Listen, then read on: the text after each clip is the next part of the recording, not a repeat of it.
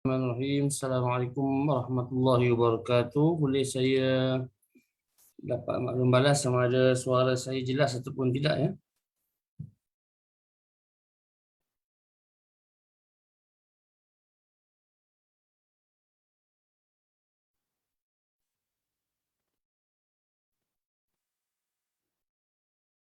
Jelas tak? Okey, insya-Allah. Alhamdulillah.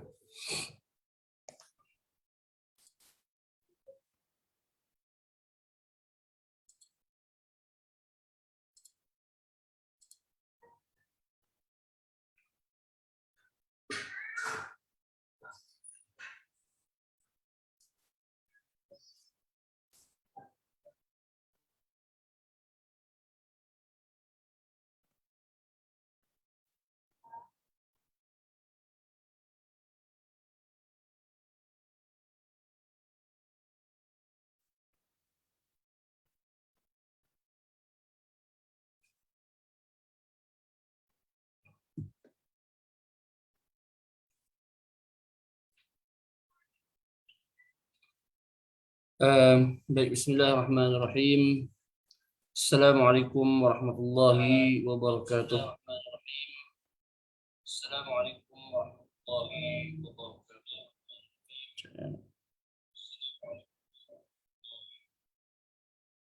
Alhamdulillahi rabbil alamin. Wassalatu wassalamu ala ashrafil anbiya'i wal mursalin sayyidina Muhammadin wa ala alihi wa ashabihi ajma'in.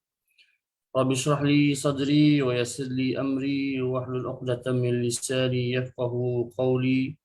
Allahumma salli wa sallim ala sayyidina Muhammad wa ala alihi wa ashabihi ajma'in. اللهم علمنا ما ينفعنا وانفعنا بما علمتنا وزدنا علما يا أرحم الراحمين. رب اشرح لي صدري ويسر لي أمري واحلل عقدة من لساني يفقه قولي.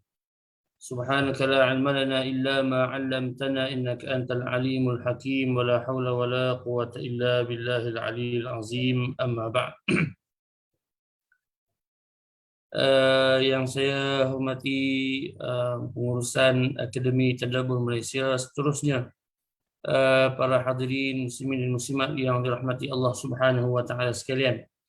Pertamanya, marilah sama-sama kita merafakkan kesyukuran kehadrat Allah Subhanahu wa taala yang berterusan memberikan kita nikmat iman, nikmat Islam dan iman, serta mengurniakan kita kesempatan masa pada malam ini insya-Allah untuk kita bersama-sama dalam satu sesi ataupun satu siri daripada banyak siri insya-Allah yang akan membahaskan berkenaan dengan hadis-hadis akhir zaman ataupun ahaditsu al-fitan wal malahim ataupun juga dinamakan sebagai ahadits al-fitan wal mubasyirat. Sebelum saya mulakan siri kuliah pada malam ini, saya memperkenalkan, saya adalah Muhammad Yusuf bin Ismail yang berkhidmat sekarang ini di Universiti Islam Malaysia sebagai pensyarah.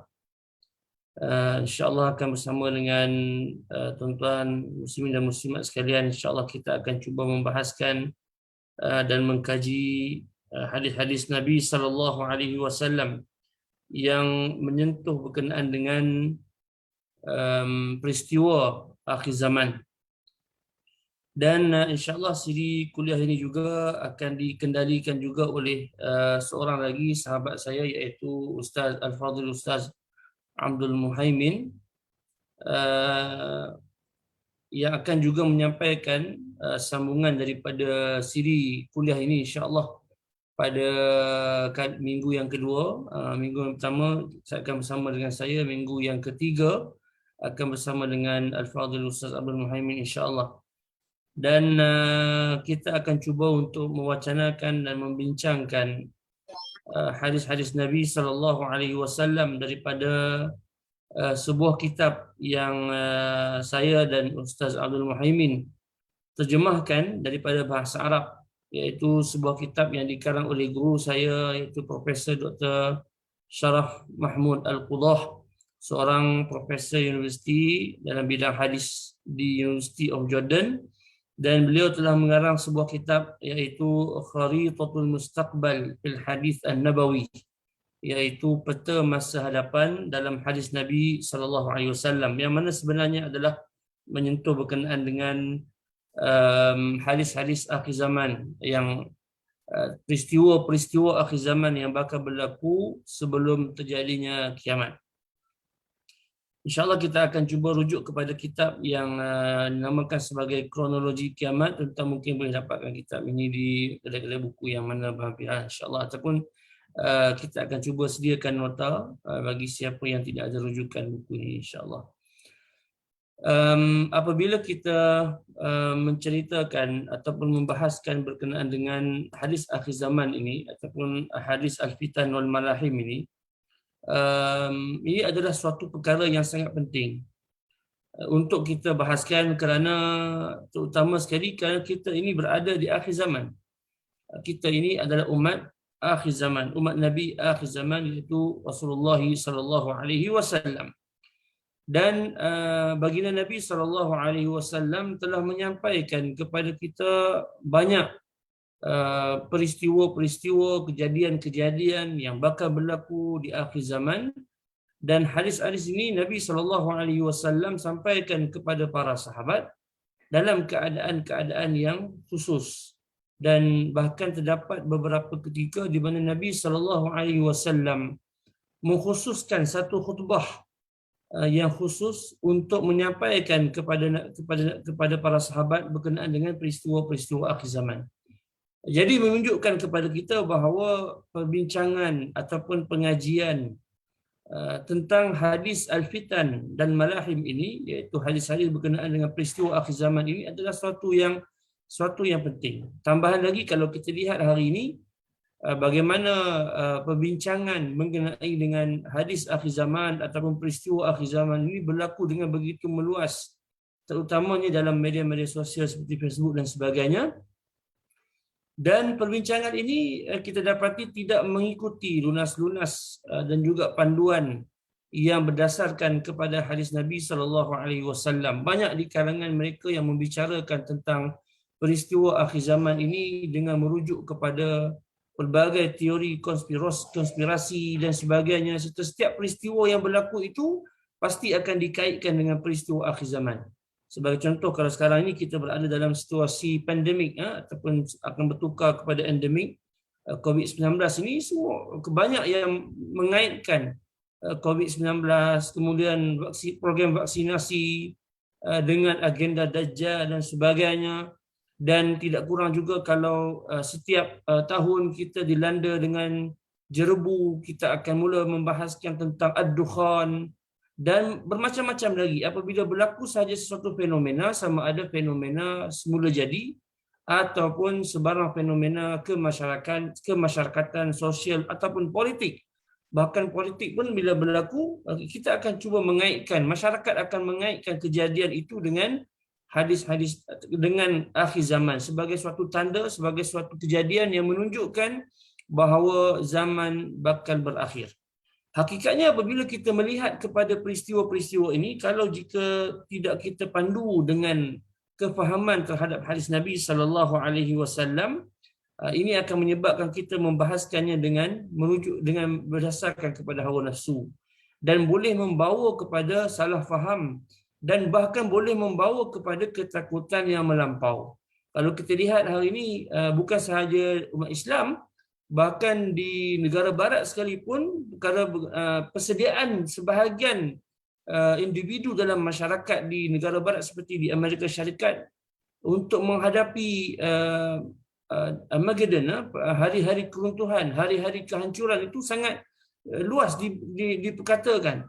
Sehingga kan ada, kalau tuan-tuan biasa membaca khabar bagaimana satu keluarga tak pernah keluar daripada rumah kerana takutkan bahawa mereka akan ditimpa dengan peperangan dan juga kejadian-kejadian yang besar.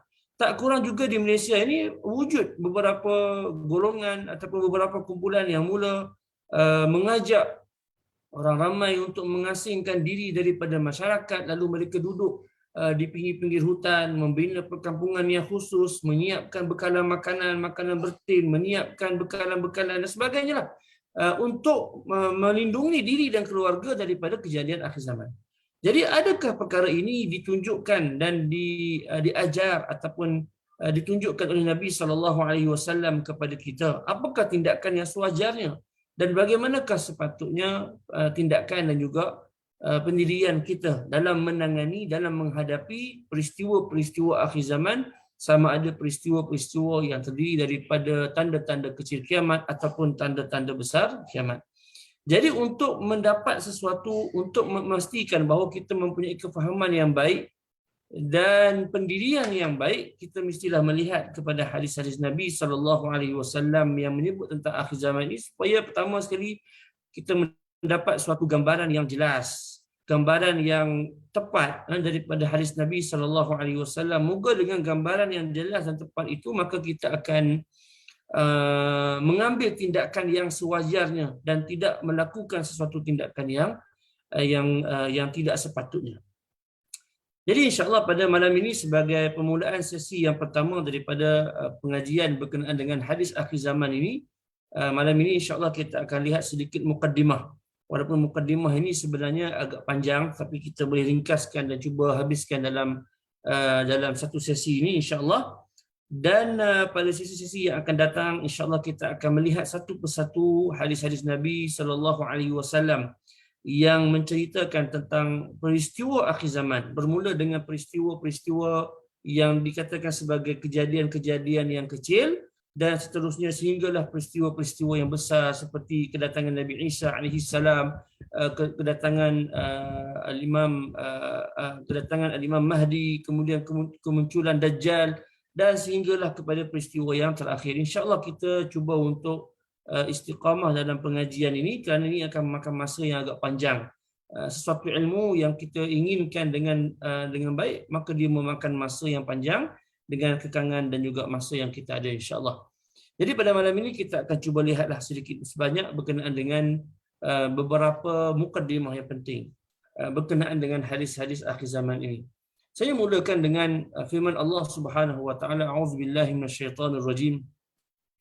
Fahal yanzuruna illa as-sa'ata an ta'tiyahum baghtah faqad jaa'a ashratuha fa anna lahum idza ja'atuhum dzikrahum.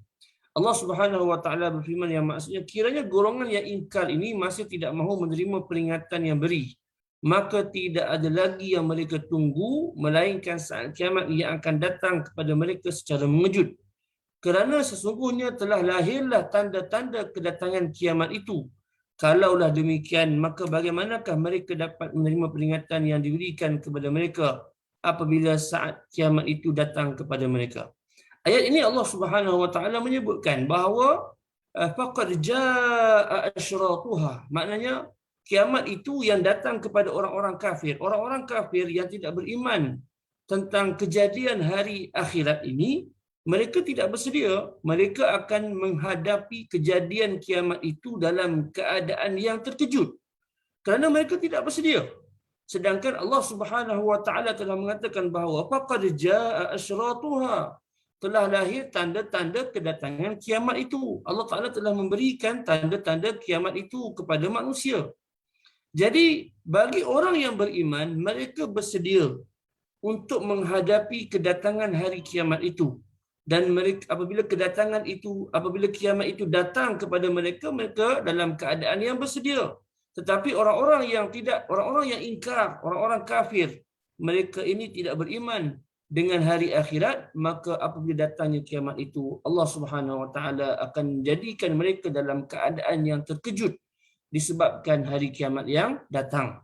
Jadi ayat ini sebenarnya yang nak disebutkan bahawa Allah Subhanahu wa taala telah menyatakan bahawa kiamat itu sebelum terjadinya itu akan ada asyratuha. Asyratuha maksudnya ialah alamatuha, yakni tanda-tandanya, tanda-tanda sebelum terjadinya kiamat itu. Baik. Dan kalau kita lihat dalam sebuah hadis Nabi SAW, dalam satu peristiwa yang berlaku pada satu hari, seorang Arab Badui datang kepada Nabi sallallahu alaihi wasallam. Arab Badui ini maksudnya seorang Arab yang tinggal di padang pasir. Mereka ini ialah orang Arab Badui ini, mereka ini berfikiran yang sangat ringkas, simple minded. Nah, maknanya mereka tidak berfikir panjang, tetapi mereka ini suka bertanya dan mengambil tahu akan apa yang dibawa oleh Nabi sallallahu alaihi wasallam. Maka datang kepada Nabi SAW Arab Badui ini, maka orang Arab Badui ini dia datang, dia terus tanya Nabi, "Ya Rasulullah, mata sa'ah qa'imatun?" Dia terus datang jumpa Nabi dan dia kata, "Ya Rasulullah, bila kiamat yang kamu katakan itu akan berlaku?" Ini orang Arab Badui datang, dia terus tanya je, dia tak ada mukadimah, tak ada apa, dia akan tanya, "Ya Rasulullah, bilakah kiamat yang kau katakan itu akan berlaku?" Maka Nabi qala wailak, hati-hati apa yang kamu katakan itu, kata Nabi SAW. Wa ma a'adatta laha, kamu bertanya, kamu ingin mengetahui tentang kiamat yang bakal berlaku, dan apa yang kamu lakukan untuk mempersiapkan diri untuk menghadapi kiamat itu. Jadi maknanya Nabi SAW menjawab persoalan Arab Badui ini dengan persoalan. Apa yang kamu sediakan? Kamu sibuk untuk mencari-cari dan bertanya tentang bilakah kiamat itu yang akan berlaku, maka apakah yang kamu siapkan? Apakah yang telah kamu persiapkan dan apakah yang kamu telah sediakan? Ini yang satu persoalan yang kadang-kadang kita kena tanyakan kepada orang yang sibuk mencerap, mencari-cari tanda-tanda kiamat, meneka-neka kejadian kiamat. Dalam sibuk mereka meneka-neka kejadian kiamat itu, kita kena tanya soalan, apa yang telah kamu persiapkan? Saya suka kalau boleh, sebagai contoh, orang yang mengatakan bahawa program vaksinasi ini ada kaitan dengan Dajjal dan sebagainya, kita nak tanyalah, takut sangat dengan Dajjal ni, dah buat ke belum amalan yang Nabi ajarkan untuk kita selamat daripada fitnah Dajjal? Dah baca belum doa yang Nabi ajar? Dah beramal ke belum dengan surah Al-Kahfi? Ataupun sebenarnya bercakap-cakap mengatakan bahawa takut terkena dengan fitnah Dajjal ini hanya semata retorik semata-mata. Jadi itu kita perlu tanyakan. Jadi jawapan Nabi SAW ini untuk kita berfikir. Sibuk kita membahaskan itu dan ini, apakah persediaan yang kita lakukan?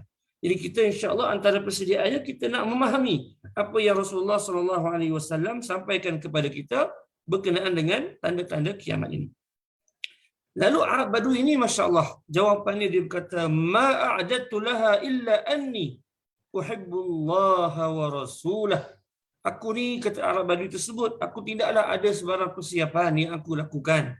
Tidaklah ada aku ni, kalau dalam riwayat yang lain, "Ma a'dadtu laha min kasirus salati wasiyam." Dan aku tidaklah mempersiapkan diriku, kata Arab Badui ini, dengan salat yang banyak, puasa yang banyak, sedekah yang banyak. Tetapi kata Arab Badui ini, aku cintakan kepada Allah dan cintakan kepada Rasulnya. Jadi orang Arab Badui ini tak buat beramal. Dia cuma menyangka dan dia cuma mempersiapkan bekalan dia itu adalah cinta dia kepada Allah dan cintanya kepada Rasulullah SAW. Maka jawab Nabi SAW, "Innaka ma'a man ahbabtah." Maka kamu di hari akhirat kelak, setelah dibangkitkan daripada hari kiamat, maka kamu akan bersama dengan orang yang kamu cintai. Jadi itu menunjukkan satu perkara kepada kita, kepentingan untuk sebenarnya kita melakukan persiapan. Melakukan persiapan untuk menghadapi hari kiamat ini sangat penting. Jangan kita cuma yang menjadi persoalan persiapan yang bagaimana yang perlu kita buat. Adakah dengan kita mengumpulkan stok makanan yang banyak? Adakah dengan kita mengorek bawah rumah kita, membina bunker, bilik selamat? Adakah dengan apakah amalan atau apakah persiapan yang perlu kita lakukan? Ini yang kita nak tahu, yang ini yang kita nak tekuni dalam siri-siri kuliah kita ini, insya-Allah. Jadi itu yang penting apabila kita membahaskan tentang hari akhirat ataupun hari kiamat, insya-Allah.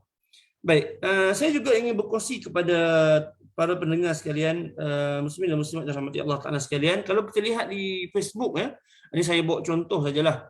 Kalau kita lihat di Facebook sebagai contoh, tu tak masuk lagi yang Twitter dan sebagainya, terlalu banyak kita panggil Facebook group ataupun kumpulan-kumpulan Facebook yang dicipta untuk berkongsi tentang maklumat-maklumat ataupun pengetahuan ataupun maklumat berkenaan dengan akhir zaman. Terlalu banyak. Bukan sahaja yang dalam bahasa Melayu, bahkan dalam bahasa Arab tu, kalau tuan-tuan tengok yang bahasa Arab saya tulis tu, itu adalah laman ataupun halaman Facebook yang khusus untuk Imam Mahdi. Maknanya Imam Mahdi pun main Facebook kan, dia buat main. Jadi maknanya ada halaman khusus untuk kedatangan Al-Imam Al-Mahdi. Ini dalam bahasa Arab, ini bukan bahasa Melayu. Bahkan dalam bahasa Melayu pun ada sebenarnya, cuma saya tak bawa ini sebagai contoh. Maknanya perhatian masyarakat awam tentang tanda-tanda akhir zaman ini adalah sangat banyak. Jadi kita perlu persiapkan diri kita dengan ilmu yang cukup, dengan kefahaman yang benar yang berasaskan kepada hadis Nabi SAW, supaya kita membuat persiapan yang betul, yang tepat, insya-Allah. Ini contoh satu, tuan. Ini saya bawa seorang, saya panggil seorang pemuda lah, bukan nak kata ustaz pun tak juga. Bagaimana dia membahas ini, orang Mesir, tuan, ni bukan orang Malaysia. Saya bawa daripada contoh luar negara. Bagaimana pemuda ini, dia mengatakan bahawa sebenarnya Dajjal itu telah pun muncul. Dia mengatakan bahawa, kalau tuan-tuan tengok di skrin tu, Khuruj Ad-Dajjal adalah pada tahun 1945.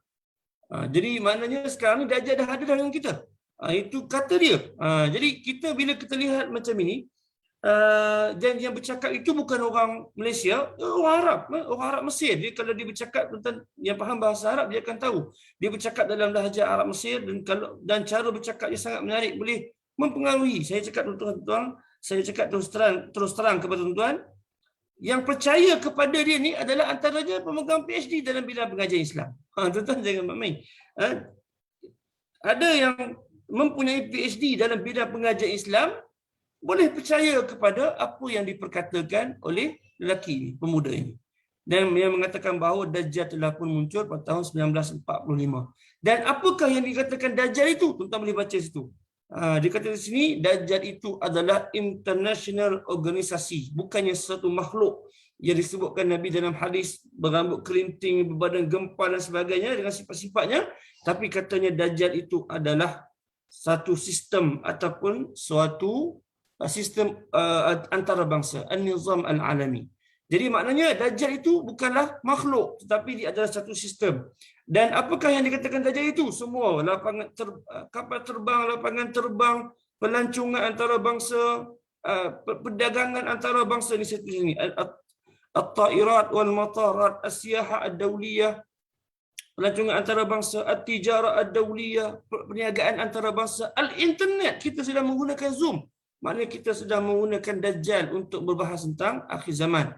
Teknologi, bank dan juga ekonomi. Semualah, sebut saja apa yang ada. UN, United Nations, Majlis Al-Am, UNESCO, semua yang disebutkan disenaraikan di situ. Inilah agenda-agenda kaki tangan ataupun tentera-tentera Dajjal.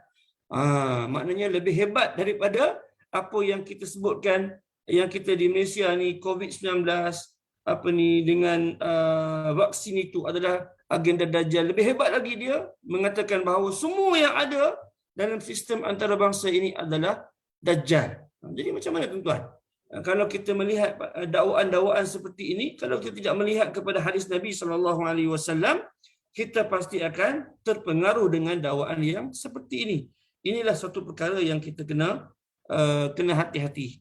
Kalau kita tidak faham hadis, kalau kita nak menjawab kepada apa yang dikatakan oleh pemuda ini, terlalu panjang. Ringkasnya saya boleh katakan bahawa Nabi SAW mengatakan bahawa Dajjal itu dengan sifat-sifat fizikal yang begitu nyata, dengan sifat rambutnya, dengan sifat matanya, dengan sifat badannya, dengan sifat kulitnya.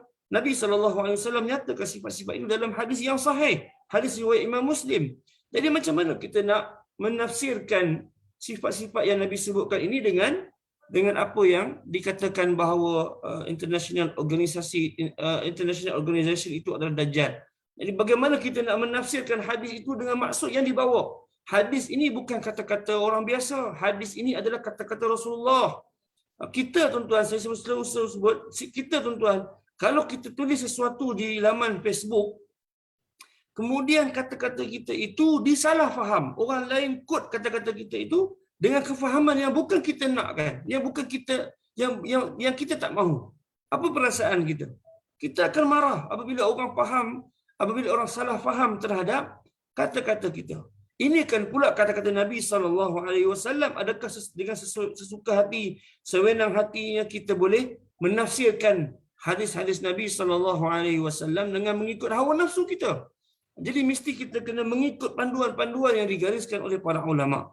Tak boleh kita nak suka-suka hati menafsirkan hadis dengan kefahaman, dengan akal kita tanpa sebarang disiplin ilmu yang telah pun diletakkan oleh para ulama sejak berzaman-zaman lagi daripada zaman sahabat. Bahkan Nabi sendiri yang meletakkan disiplin itu sehinggalah zaman kita pada hari ini.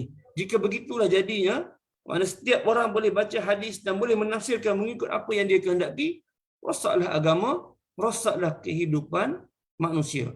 Jadi ini adalah dakwaan yang pada saya adalah dakwaan yang sangat mengarut berkenaan dengan satu entiti iaitu Ad-Dajjal yang disebutkan di dalam hadis Nabi SAW sebagai contoh, insyaAllah. InsyaAllah nanti kita sampai di dalam tajuk Dajjal, kita boleh perincikan, tapi tajuk ni insyaAllah mungkin amat lagi lah tuan-tuan. Baik. Jadi hari ini kita akan melihat sedikit mukaddimah berkenaan dengan tajuk ini. Ada beberapa mukaddimah penting untuk kita ketahui dalam kita mempelajari hadis akhir zaman ini. Pertama, kita lihat kenapa kita perlu meneliti, mengkaji ataupun mempelajari berkenaan dengan hadis-hadis akhir zaman. Sebelum saya teruskan, saya ingin sebutkan bahawa sebenarnya dalam Islam ni dia ada prioriti, ada keutamaan untuk seseorang itu belajar. Hadis akhir zaman ini bukanlah berada di antara prioriti yang tertinggi untuk seseorang itu belajar. Seseorang Muslim sebelum dia mempelajari hadis akhir zaman ini, perlulah dia melengkapkan diri dahulu dengan ilmu-ilmu fardu ain, tentang solatnya, bacaan Qurannya dan juga segala-gala yang asas di dalam Islam. Itu yang wajib. Kalau itu tidak lengkap, saya sarankan kurangkanlah perhatian terhadap hadis akhir zaman. Tapi jika fardu ain kita dah ada kelas di mana kita mengaji Al-Quran, kita dah ada kelas di mana kita menekuni cara solat kita, memperbetulkan cara solat kita, kefahaman kita dalam perkara-perkara asas di dalam Islam, kita dah ada ikuti kuliah-kuliah yang lain, alhamdulillah, tak mengapa kita mengikuti pengajian di dalam hadis akhir zaman ni. Kenapa saya katakan begitu? Kerana masalahnya hari ini ialah ramai orang yang kadang-kadang solatnya pun entah ke mana, bacaan Qurannya pun entah ke mana, tapi sibuk untuk memperbahaskan tentang hadis akhir zaman, lalu dia akan membawa orang itu kepada sesuatu yang tidak sewajarnya dia lakukan. Jadi Islam ini meletakkan prioriti, ada keutamaan yang kita kena berikan. Jadi antaranya yang saya sebutkan tadi, jadi kalau sesiapa yang belum melengkapkan diri dengan, ialah kita tak kata kita nak jadi alim dalam bab fardu ain, tapi kita dah ada kelas, kita mengikuti kelas pengajian fardu ain di mana-mana, dan ini sebagai tambahan kepada pengetahuan dan juga ilmu kita di dalam Islam. Baik. Jadi balik kepada kepentingan mempelajari hadis akhir zaman ini, pertama kita sebutkan bahawa perbahasan berkenaan dengan hadis akhir zaman ini adalah berkait dengan salah satu daripada rukun iman, iaitu beriman dengan yaumil akhir, beriman dengan hari akhirat. Dan beriman dengan hari akhirat ini antara perinciannya dan perkara yang kita mesti faham ialah berkenaan dengan tanda-tanda kiamat. Jadi memahami tanda-tanda kiamat itu, yang kecil ataupun yang besar, adalah sebahagian daripada kita untuk melengkapkan kefahaman kita dalam memahami rukun iman, iaitu salah satu daripada rukun iman iaitu beriman dengan hari akhirat. Jadi kalau kita ikutkan beriman dengan hari akhirat ni, dia banyak daripada bermulanya dengan tanda-tanda kecil kiamat, tanda-tanda besar kiamat, kemudian suasana hari kiamat yang banyak disebutkan di dalam juzuk 30 Al-Quran, kemudian kebangkitan, tiupan sangkakala yang pertama, kemudian tiupan sangkakala yang kedua, kebangkitan selepas kematian, kemudian yaumul hisab, hari perhitungan, kemudian syurga dan neraka. Itu adalah gambaran umum berkenaan dengan beriman dengan hari akhirat. Jadi hadis akhir zaman ini, tanda-tanda kiamat yang kecil ataupun yang besar ini adalah sebahagian kecil daripada beriman dengan hari akhirat. Itu yang pertama. Itu pentingnya untuk kita belajar hadis akhir zaman. Kemudian yang kedua, antara kepentingan untuk kita menekuni hadis-hadis akhir zaman ini juga adalah sebagai menungguhkan keyakinan kita terhadap kerasulan Nabi Muhammad sallallahu alaihi wasallam. Kita ini berada umat akhir zaman pada hari ini, kita ini tak dapat melihat, walaupun di hadapan kita ada mukjizat Nabi sallallahu alaihi wasallam yang terbesar iaitu Al-Quranul Karim, tetapi kita tidak dapat melihat banyak mukjizat Nabi yang lain, seperti mukjizat keluarnya air di celahan tangan Nabi sallallahu alaihi wasallam, mukjizat terbelahnya bulan, mukjizat bagaimana pohon ataupun batang kurma yang Nabi buat dan yang Nabi jadikan sebagai mimbar menangis kerana ditinggalkan, dan sebagainya lagi, banyak lagi mukjizat-mukjizat yang lain kita tidak dapat perhatikan dengan mata kita. Tapi di hadapan kita ada Al-Quran Karim. Di samping Al-Quran Karim yang merupakan mukjizat teragung Nabi sallallahu alaihi wasallam, kita ada lagi mukjizat lain yang kita boleh lihat, yang kita boleh perhatikan, iaitulah melalui hadis-hadis akhir zaman. Melalui hadis akhir zaman ini, kalau kita lihat, kita akan dapat lihat bagaimana Nabi sallallahu alaihi wasallam, bagaimana hadis-hadis Nabi sallallahu alaihi wasallam menyebutkan kepada kita kejadian-kejadian yang berlaku selepas daripada zaman Nabi sallallahu alaihi wasallam. Maknanya Nabi sallallahu alaihi wasallam menyebutkan tentang suatu peristiwa yang tidak berlaku di zaman baginda, tapi berlaku selepas daripada zaman Nabi sallallahu alaihi wasallam. Jadi kalau kita tanya balik, bagaimana baginda Nabi sallallahu alaihi wasallam mengetahui sesuatu peristiwa yang tidak berlaku di zaman baginda? Peristiwa itu berlaku ribuan tahun selepas kewafatan Nabi sallallahu alaihi wasallam. Kita pun kalau adalah orang yang mampu bagi tahu kepada kita, dia kata nanti selepas 1 jam kita akan buat sekian-sekian, selepas esok kita akan buat itu dan ini. Mana dia bagi tahu apa yang akan berlaku kepada kita sejam yang akan datang ataupun sehari yang akan datang. Tiba-tiba berlaku sebagaimana yang dia bagi tahu kepada kita. Kita akan rasa hebat sungguh orang ni. Dia mampu untuk memberitahu dia mampu untuk memberitahu tentang sesuatu yang tak berlaku lagi. Itu kalau orang biasa. Tetapi kalau ini kan Nabi SAW, baginda mengkhabarkan kepada kita tentang sesuatu yang akan berlaku ribuan tahun selepas daripada zaman Nabi SAW. Jadi persoalannya, di manakah baginda tahu perkara ini? Di manakah baginda tahu perkara ini? Maka jawapannya tidak lain dan tidak bukan, itulah wahyu yang diwahyukan ataupun diberikan oleh Allah Subhanahu wa taala kepada Rasulullah sallallahu alaihi wasallam. Sebab itu para ulama terdahulu apabila mereka mengarang kitab hadis-hadis akhir zaman ini, mereka letakkan di dalam satu bab yang dinamakan sebagai alamatun nubuwah. Apa maksud alamatun nubuwah? Yani tanda-tanda kenabian. Maknanya hadis akhir zaman ini bila berlakunya kejadian itu menunjukkan benarnya kenabian dan juga kerasulan Nabi Muhammad sallallahu alaihi wasallam, kerana baginda menerima wahyu daripada Allah Subhanahu wa taala. Sudah pastilah Allah Subhanahu wa taala mengetahui apa yang akan berlaku di masa akan datang, kerana Allah yang menciptakan segala-galanya. Maka apabila kita membaca hadis akhir zaman nanti, insya-Allah kita akan dapati bahawa kita akan terasakan bahawa apa yang baginda sebutkan itu sedang kita perhatikan berlaku di hadapan mata kita, sama ada tanda-tanda kecil terutama sekali. Manakah tanda-tanda besar belum lagi ada yang berlaku. Baik. Kemudian antara kepentingan yang lain kita melihat kepada hadis akhir zaman ini ialah untuk memperteguhkan harapan kita. Kita ni sekarang dalam keadaan yang umat Islam secara globalnya dalam keadaan yang agak tertekan. Tertekan dalam arti kata bahawa negara-negara umat Islam ni ditekan oleh kuasa-kuasa besar dunia. Bahkan di setengah tempat kita lihat bagaimana peperangan berlaku di Syria, di Palestin yang tidak berkesudahan, di Yaman dan sebagainya, dan menyebabkan bahkan di negara kita, di tempat-tempat yang berhampiran dengan kita berlaku keadaan-keadaan di mana umat Islam ditekan dan dipermainkan, diperlekehkan oleh setengah pihak yang tidak bertanggungjawab. Jadi kadang-kadang kita merasakan bilakah agaknya kita akan kembali menjadi umat yang dominan, umat yang memimpin dunia. Jadi persoalan ini selalu kita tanyakan dan kita ternanti-nanti kemenangan, ternanti-nanti bantuan yang akan Allah Ta'ala berikan kepada kita. Jadi penantian itu, persoalan itu, insya-Allah kita akan tahu melalui hadis-hadis akhir zaman.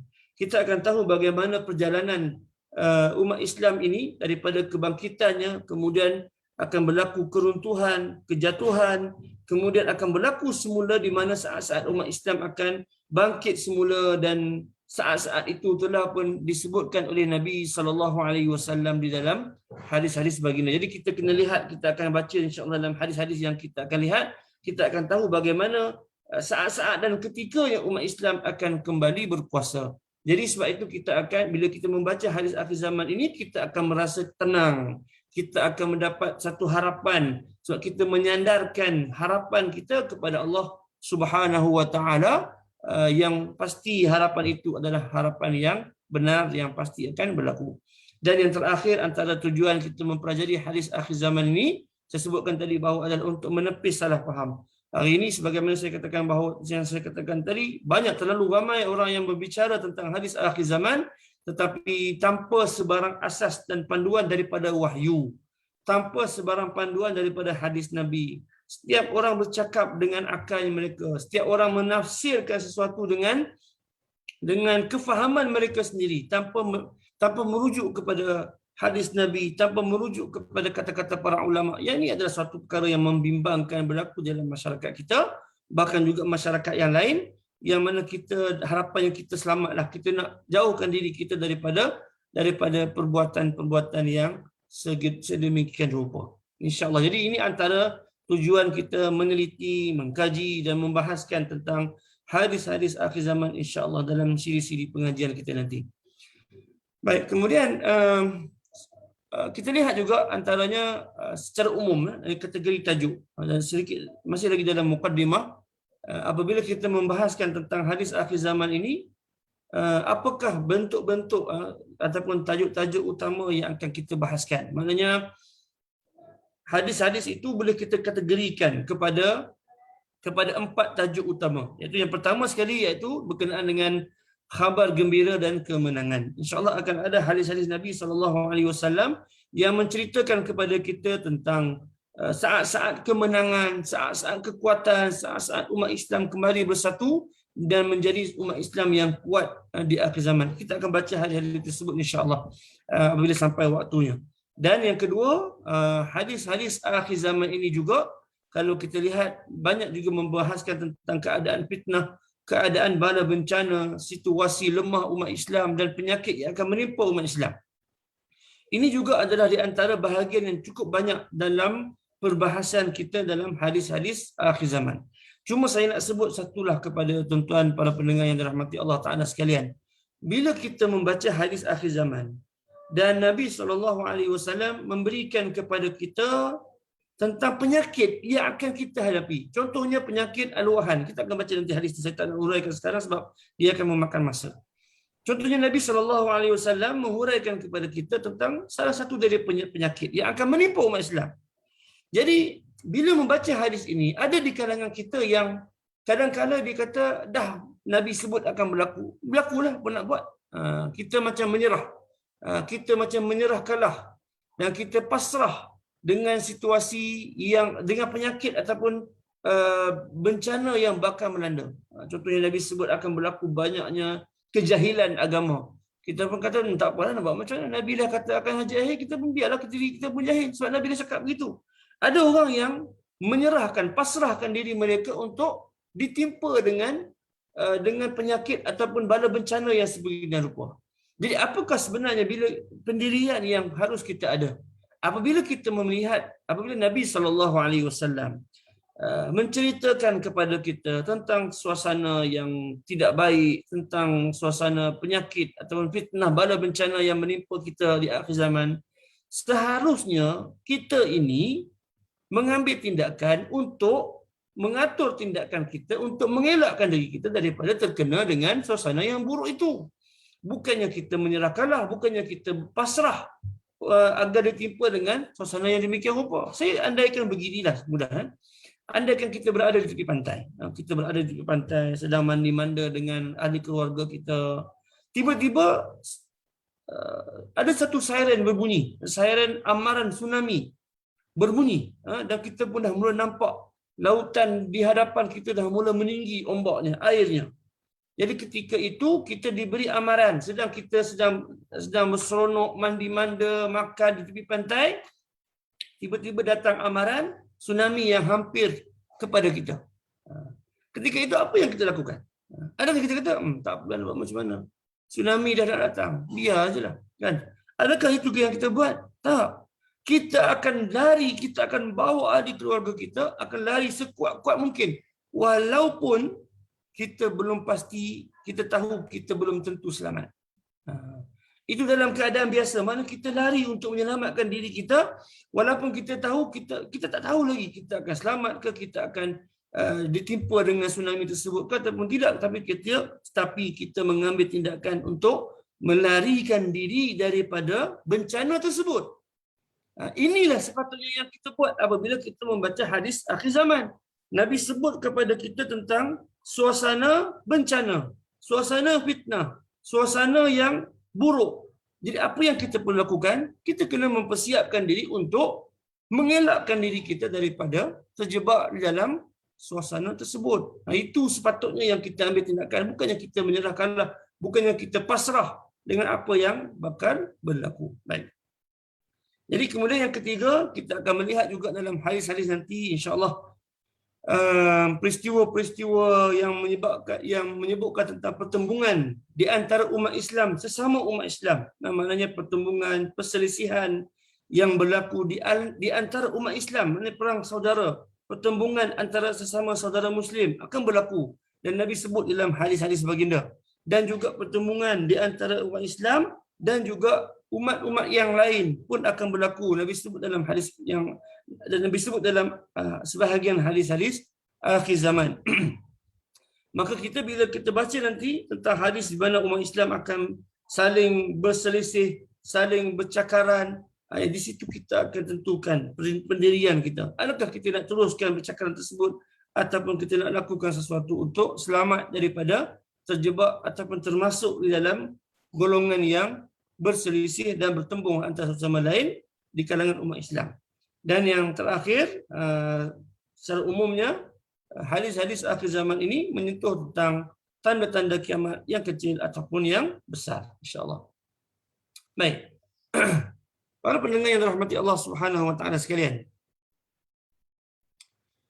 Apabila kita akan cuba membahaskan tentang beberapa kaedah untuk berinteraksi dengan hadis akhir zaman. Saya ingat mungkin malam ni tak sempatlah untuk kita selesaikan dua perkara ini, sebab saya pun tak suka untuk kita terlalu rushing. Kita cuba bahaskan dengan tenang dan cuba untuk memahami perkara-perkara ini dengan baik, insya-Allah. Jika tak sempat pun akan disambung dalam sesi yang seterusnya, insya-Allah. Baik. Apabila kita membaca hadis Nabi SAW, sama ada hadis akhir zaman ataupun mana-mana hadis, sama ada hadis akhir zaman ataupun mana-mana hadis Nabi SAW, sama ada berkait dengan hukum hakam, berkait dengan adab, berkait dengan akidah, berkait dengan tafsir dan segala-galanya yang kita baca hadis, yang kita rujuk kepada hadis, maka bila kita berinteraksi, bila kita merujuk kepada hadis Nabi SAW, ada dua perkara penting untuk kita raikan dan untuk kita pastikan ada di dalam rujukan kita kepada hadis Nabi SAW. Ini satu perkara yang lebih umum, ataupun kita kata manhaj ataupun kaedah yang umum dalam kita berinteraksi dengan hadis Nabi SAW. Bukan khusus kepada hadis akhir zaman sahaja, bahkan umum kepada hadis-hadis Nabi SAW. Iaitu yang pertama, apabila kita merujuk kepada hadis Nabi SAW, kita mestilah memastikan kesahihan hadis. Yang ini yang banyak kita bahaskan di dalam masyarakat. Mestilah merujuk kepada hadis sahih, hadis ini dhaif, hadis ini maudhu', hadis ini palsu dan sebagainya. Kita banyak memperbahaskan tentang perkara ini di dalam masyarakat. Jadi sebenarnya itu adalah salah satu daripada kaedah ataupun manhaj kita apabila kita merujuk kepada hadis Nabi SAW, iaitu memastikan hadis itu adalah hadis yang sahih, ataupun dengan istilah yang lebih tepat, hadis itu hadis yang makbul, hadis yang diterima oleh para ulama hadis.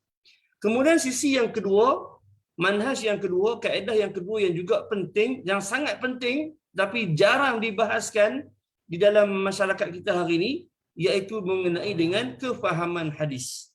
Di samping kita kata hadis itu mestilah hadis yang makbul, hadis sahih ataupun hadis hasan ataupun hadis dhaif yang ringan, tapi kita mesti juga memastikan bahawa kefahaman kita tentang hadis itu juga adalah kefahaman yang sahih, kefahaman yang tepat. Tak ada gunanya dan bahkan menjadi sesuatu yang menyesatkan apabila kita berpegang dengan hadis yang sahih tapi kefahaman yang salah. Dia tidak akan membawa kita ke mana-mana.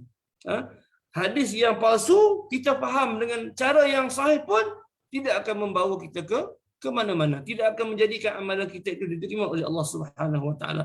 Jadi hadis itu yang sahih, hadis yang makbul, mestilah disertai dengan kefahaman hadis yang juga adalah kefahaman yang sahih, kefahaman yang tepat. Tak boleh kita suka hati kita kata hadis ini sahih tapi kefahaman kita tidak sahih, maka itu adalah satu bentuk salah, satu kesalahan dalam manhaj kita berinteraksi dengan hadis Nabi sallallahu alaihi wasallam. Jadi kita lihat kepada bahagian yang pertama, iaitu kaedah atau manhaj berinteraksi dengan hadis Nabi sallallahu alaihi wasallam. Pada bahagian yang pertama iaitu berkenaan dengan kesahihan hadis. Yang ini kebanyakannya adalah berkenaan dengan secara umum, dan sebahagian daripada manhaj ataupun kaedah ini berkait dengan hadis akhir zaman secara khusus. Okey. Baik.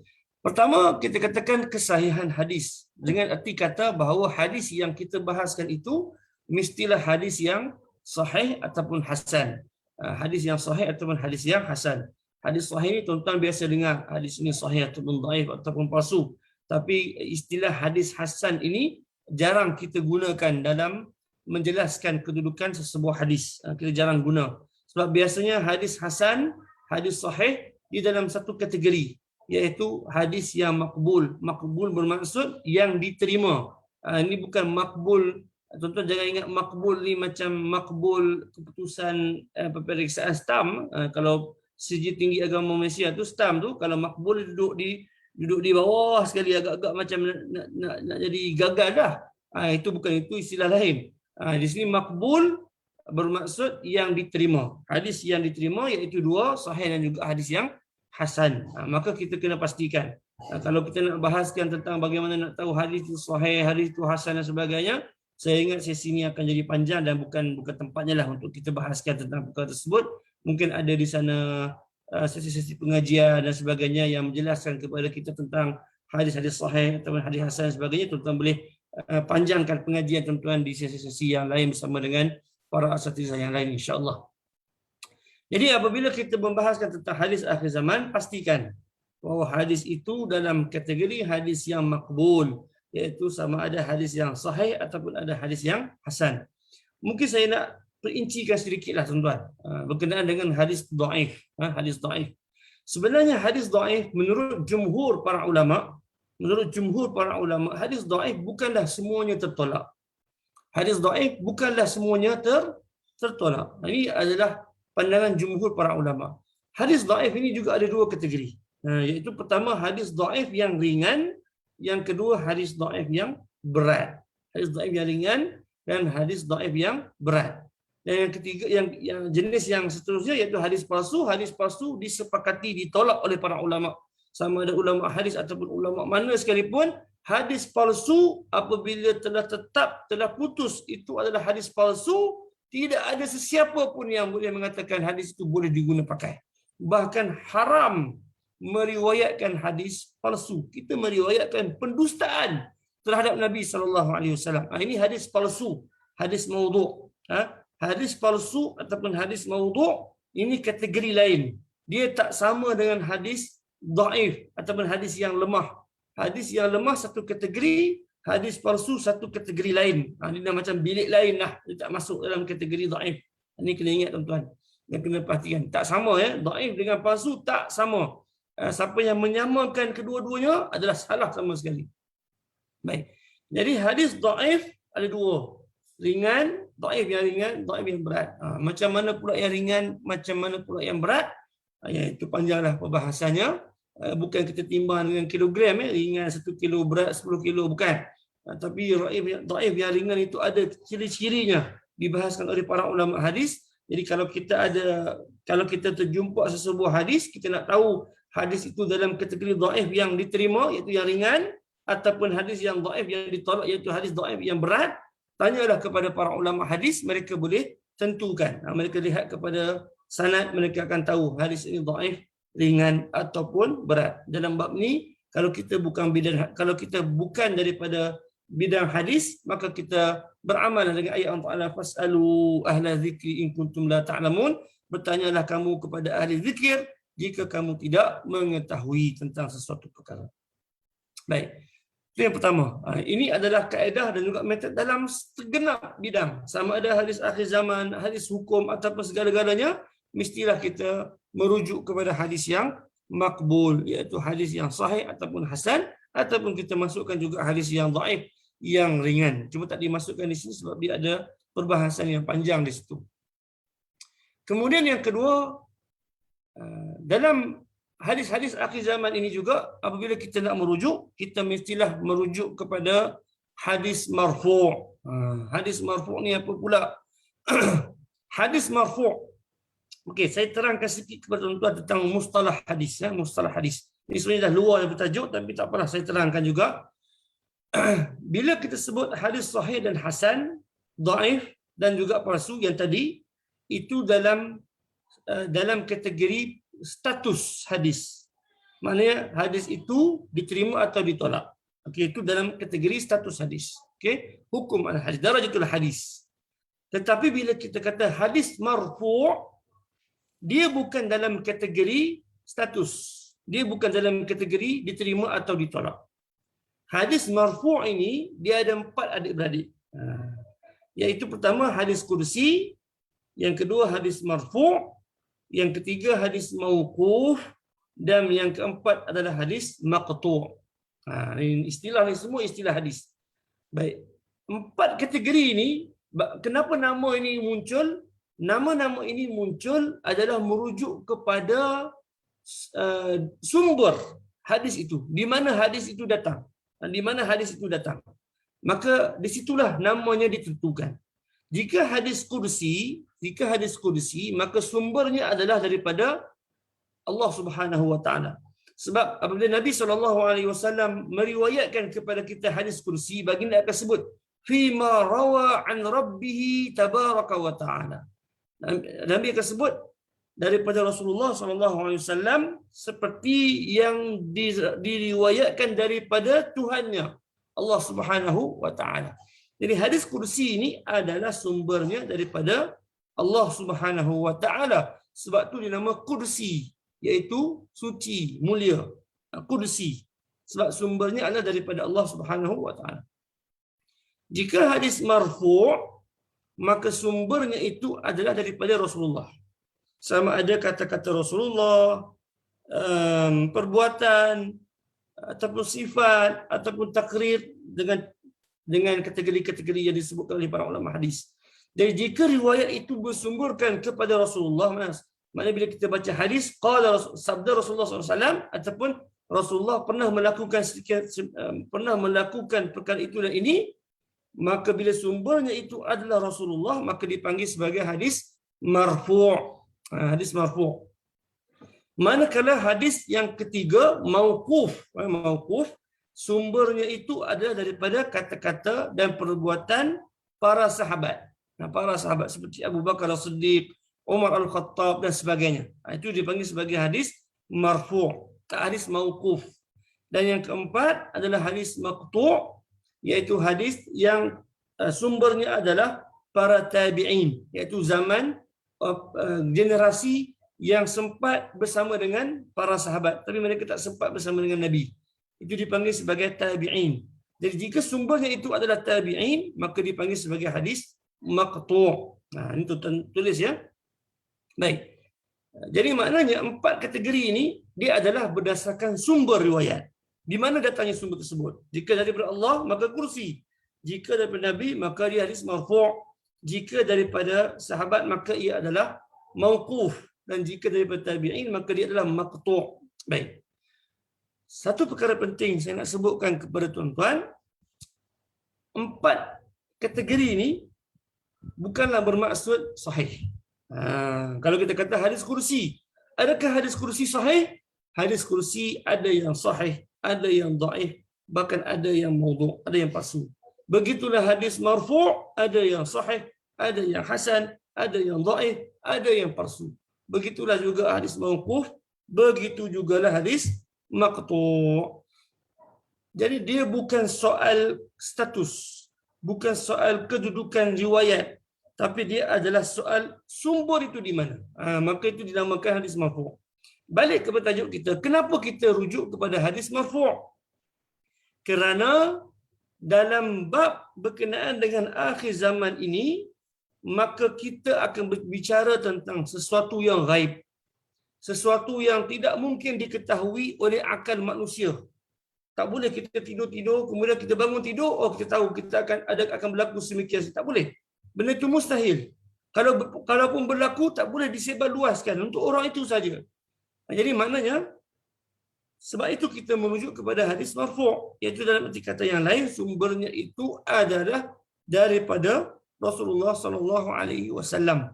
Kerana bila dia bersumberkan kepada Rasulullah, maka ia adalah hadis yang merupakan wahyu. Jadi wahyulah yang memberitahu kepada kita tentang peristiwa-peristiwa akhir zaman. Baik.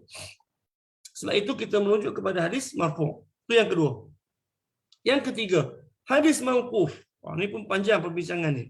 Hadis mauquf saya sebutkan tadi, hadis mauquf ialah riwayat yang bersumberkan sahabat. Jadi sahabat ini, hadis mauquf boleh tak kita rujuk dalam bab hadis akhir zaman? Okey, jawapannya di sini. Begini. Hadis mauquf pada asalnya tidak boleh dirujukkan, tidak boleh dirujuk dalam bab hadis akhir zaman. Hatta bukan hadis akhir zaman sahaja, tetapi dalam bab hukum hakam syarak, halal, haram dan sebagainya, asalnya tak boleh kita rujuk kepada hadis mauquf. Kenapa? Kerana hadis mauquf ini adalah kata-kata sahabat. Sahabat Nabi, walaupun mereka generasi yang mulia, generasi yang dididik oleh Nabi SAW, tetap mereka adalah golongan yang tidak menerima wahyu secara langsung daripada Nabi SAW. Dalam Islam, yang menetapkan hukum hakam adalah wahyu, iaitu Al-Quran dan juga Nabi SAW. Jadi para sahabat tidak menerima wahyu. Maka kata-kata mereka, perbuatan mereka tidak boleh dijadikan sandaran untuk hukum syarak. Halal, haram dan sebagainya tak boleh. Tak boleh. Kita nak kata, okey, perkara ini haram. Kenapa? Kerana Ibnu Umar buat semikian, kata begitu begini. Tak boleh. Tak boleh. Hadis mauquf tak boleh digunakan sebagai hukum syarak. Tetapi, ada tetapi di situ. Ada 2 tetapi. Tetapi, yang pertama, kita rujuk kepada kata-kata sahabat. Kenapa? Kerana kata-kata mereka ini adalah sumber untuk kita memahami hukum syarak, untuk memahami nas, untuk kita memahami Al-Quran, untuk kita memahami hadis Nabi, kita rujuk kepada kata-kata sahabat. Kerana para sahabat mereka melihat Al-Quran diturunkan, mereka mendengar kata-kata Nabi secara langsung. Jadi mereka lah golongan yang paling faham terhadap Al-Quran dan juga hadis Nabi SAW. Maka kita rujuk kepada kata-kata sahabat dalam memahami Al-Quran dan memahami hadis. Maknanya kalau kita rujuk hadis dan ada sahabat yang menjelaskan, maka kita pegang kata-kata dia. Kenapa? Kerana kata-kata dia itu menjelaskan hadis. Tapi yang saya cakap yang pertama tadi, yang tak boleh tu maknanya bila kata-kata sahabat itu tak ada langsung sandaran Quran dan hadis, maka tak boleh jadikan hukum syarak. Itu maksud saya tadi. Tapi bila kata-kata itu menjelaskan maksud Al-Quran, menjelaskan maksud hadis, maka kita rujuk kerana mereka mereka adalah golongan yang paling faham terhadap Al-Quran dan juga hadis kerana mereka hidup di zaman Nabi SAW. Itu tetapi yang pertama. Tetapi yang kedua, para ulama bagi juga pengecualian. Bagi pengecualian. Iaitu hadis mauquf, Ini minta maaf tuan-tuan ya, ini agak berat sebenarnya, perbincangannya agak berat sebenarnya. Kalau ikutkan perkara ni saya ajar kepada pelajar-pelajar saya di universiti ya. Tapi tak apalah, saya huraikan juga kepada tuan-tuan sekalian. Kalau tuan-tuan agak macam rasa berat, tak apalah, kita cuba dengar dahulu walaupun tidak mungkin faham sepenuhnya, tapi kita dengar apa perbincangan yang kita lakukan. Baik, tetapi yang kedua saya sebut patah balik tadi, para ulama memberikan pengecualian. Hadis itu mauquf, maknanya dalam riwayat dia berhenti terhadap sehingga sahabat. Dia terhenti sehingga sahabat saja. Sehingga Abu Bakar, sehingga Umar, sehingga Anas, sehingga Jabir. Dia tak pergi kepada Nabi. Dia tidak jadi marfu'. Jika riwayat itu, riwayat mauquf, dalam arti kata dia sampai hanya kepada sahabat, tetapi kandungan riwayat itu adalah sesuatu yang mustahil sahabat itu tahu melainkan daripada Nabi. Bila kita tengok riwayat, baca riwayat dalam kitab, tengok dia terhenti terhadap sahabat. Jadi para ulama terpaksa kata hadis ni hadis mauquf. Ulama tak boleh pandai-pandai kata hadis ni marfu' sebab dalam riwayat dia terhenti terhadap sahabat. Tetapi bila kita teliti kandungan riwayat tersebut, isi dia tu isi yang mustahil sahabat ni tahu. Contohnya Abu Hurairah berkata sekian, kata-kata Abu Hurairah tu tidak ada sandaran hadis yang lain, tidak ada sandaran Quran yang lain, tapi kata-kata dia itu bila ulama teliti mustahil Abu Hurairah tahu, melainkan daripada Nabi SAW. Cuma Abu Hurairah dia tak sebut daripada Nabi. Tapi kandungan tu sesuatu yang mustahil diketahui melalui akal. Macam tu. Begitu nampak. Jadi mungkin tuan-tuan tanya, habis itu kenapa Abu Hurairah kenapa Abu Hurairah tak sandarkan kepada Rasulullah terus? Kenapa Abu Hurairah sembunyikan riwayat tersebut dan tak sebut kepada Rasulullah? Ini satu bab lain pula. Ringkasnya, para sahabat Nabi sebenarnya sifat mereka adalah sangat berhati-hati dalam menyandarkan sesuatu kata-kata kepada Rasulullah. Sangat berhati-hati. Tidak semena-mena macam kita hari ini suka-suka ya, ambil hadis kata ni hadis, ambil dia kata hadis. Bukan, sahabat bukan macam tu. Sahabat cukup menghormati Nabi, cukup berhati-hati dalam mengatakan sesuatu itu datang daripada Nabi SAW.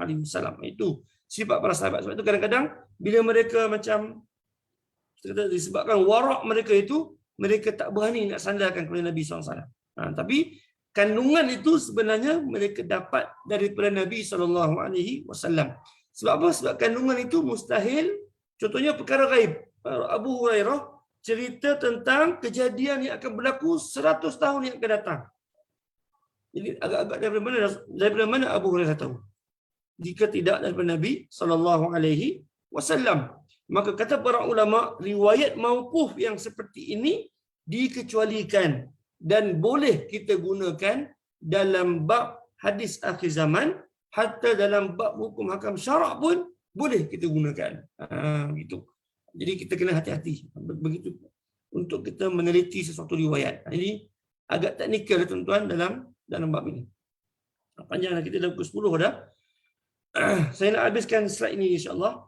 Kemudian yang seterusnya antara manhaj atau kaedah lain berkenaan dengan kesahihan hadis. Hadis yang menyalahi pandangan tidak semestinya palsu. Ini satu kaedah penting.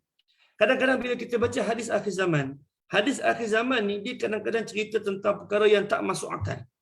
Antaranya hadis kalau tersebut akan datang satu zaman sehingga tidak akan terjadinya kiamat sehingga hatta yukalliman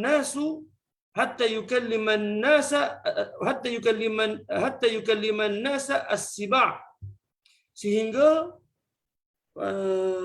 haiwan binatang buas berbicara dengan manusia. Mana kita pergi kat zoo katakan harimau bagi salam contohnya kan.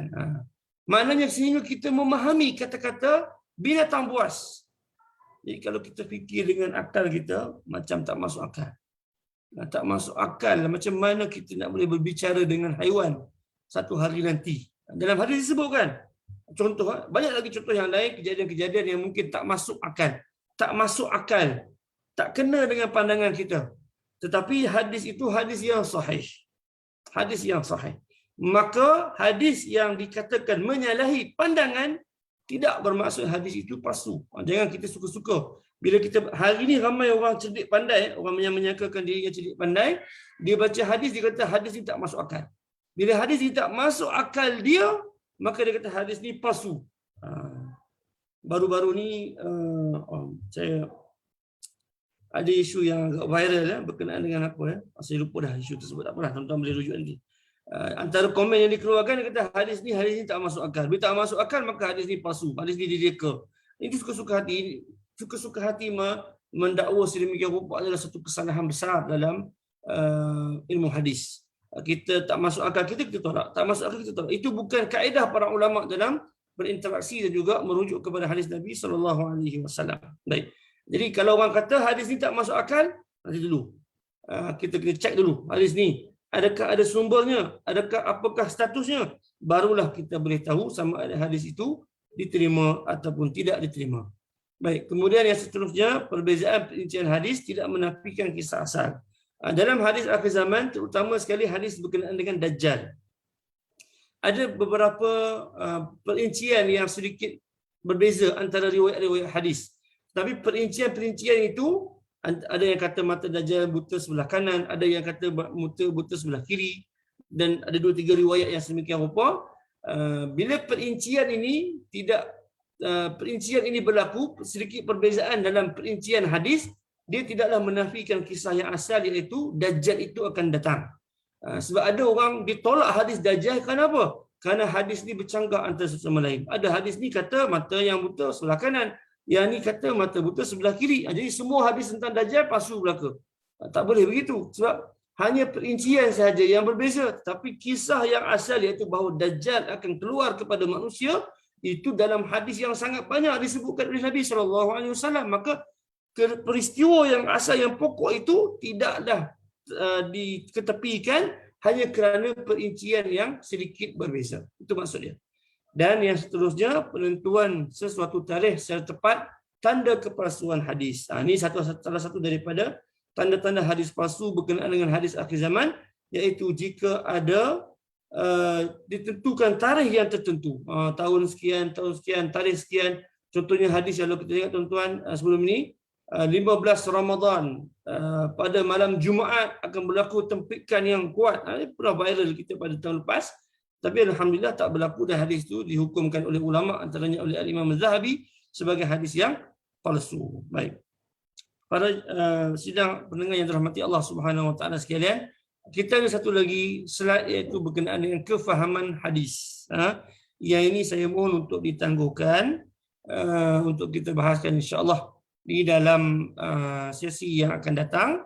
Akan dimaklumkan mungkin minggu ketiga, insya-Allah akan dimaklumkan tuan-tuan, insya-Allah oleh pihak Akademi Tadabbur. Dan saya mohonlah untuk kita berhenti dahulu di sini, insya-Allah.